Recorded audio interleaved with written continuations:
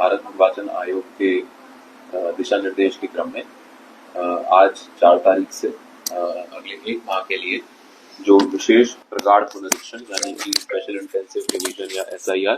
इसका enumeration phase 1 शुरू किया गया है। इसके अंतर्गत हमारे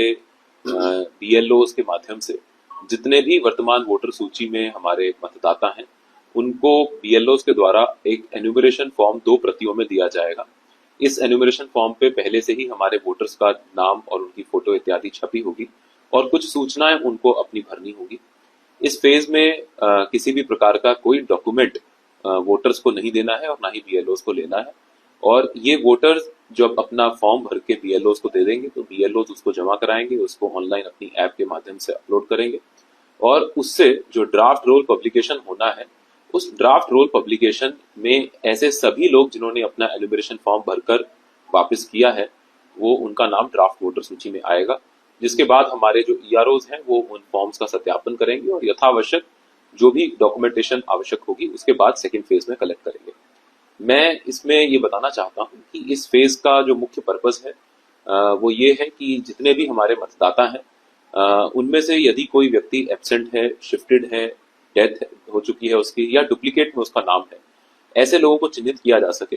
ताकि सिर्फ वही लोग हमारे पास फॉर्म भर के दें जो वास्तविकता में जीवित हैं और जिनका और किसी भी अन्य स्थान से वोटर सूची में नाम नहीं है।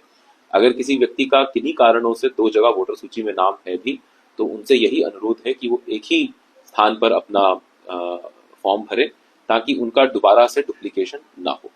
इसमें मैं ये भी बताना चाहता हूं कि हमने इसमें बृहद स्तर पर हमारे BLOs, हमारे AEROs और EROs की ट्रेनिंग करी है और उनको निर्देश दिए हैं कि अपना काम बहुत ही ध्यानपूर्वक करें और बहुत ही मेहनत के साथ करें। इसमें अगर किसी भी व्यक्ति के द्वारा किसी प्रकार की कोई लापरवाही की जाती है तो RP एक्ट 1950 के अंतर्गत हमारे सरकारी जो कर्मचारी हैं, BLO हैं, उनको अगर किसी प्रकार की अगर उनकी कोई संलिप्तता किसी गलत कार्य में या गलत भूमिका पाई जाती है तो 2 साल की जेल का उसमें प्राविधान है। ये दंडनीय अपराध है। साथ ही साथ हमारे जो वोटर्स हैं जो अपना फॉर्म भर रहे हैं, वो अगर किसी भी प्रकार की कोई गलत सूचना जानबूझकर भरते हैं या जो उनको डिक्लेरेशन देना है अपने फॉर्म्स में उसमें किसी भी प्रकार का कोई गलत डिक्लेरेशन भरते हैं तो ये भी एक दंडनीय अपराध RP एक्ट 1950 के अंतर्गत है और उसमें 1 साल तक की जेल का प्राविधान है। तो मैं ये चाहूंगा कि हमारे जो वोटर्स हैं वो भी